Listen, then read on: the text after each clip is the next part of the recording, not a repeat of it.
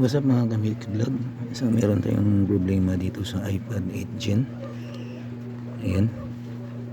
So hindi na po nagre-respond kahit sa ang sulok ng screen. Ang gagawin natin dito bago buksan is puntahan mo yung sa may dito pinaka volume. Ayan, volume up, volume down. Dito yung power switch.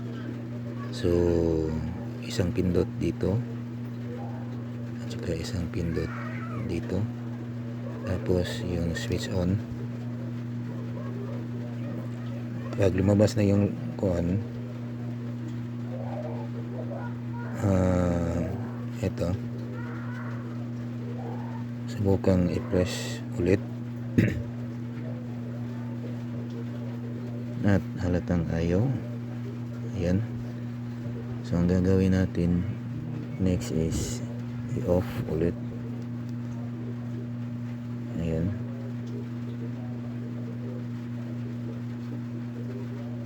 So ayan, bumalik siya at subukang i-touch ulit.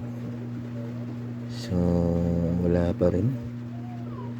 So yung button dito okay lang, pero yung touch talagang ayaw.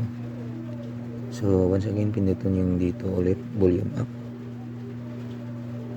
isa, volume down, then power switch, long press.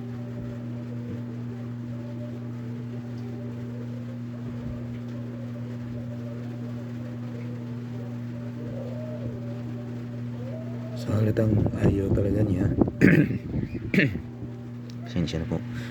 So ang next na gagawin is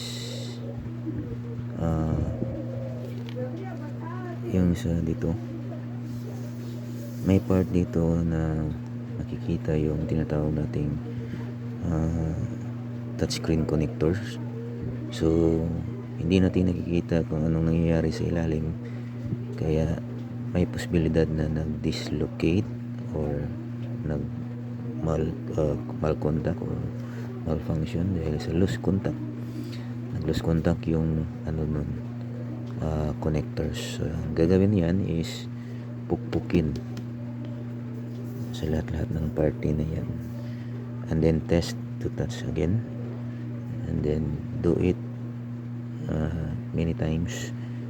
At pag nag-detect na yung touch, ibig sabihin nagkakaroon talaga ng loose contact. So apply natin.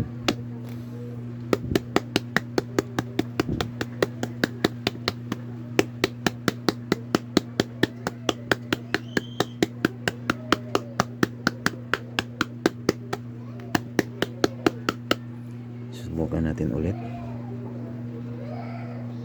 Wala talaga.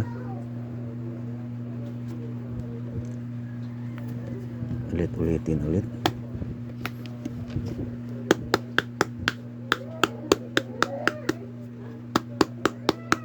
Bantayan mo lang yung yung ring.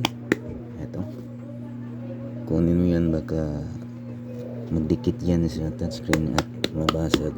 So dapat fully hands lang.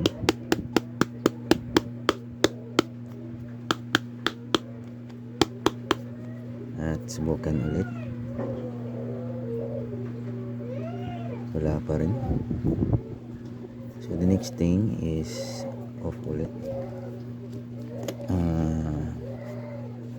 Itong na to, mandang dito, gaganunin mo yan.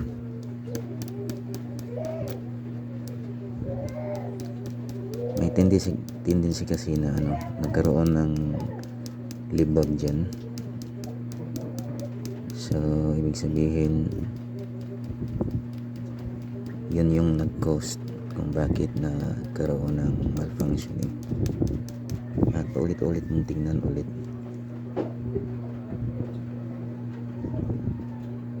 Ganun to rin.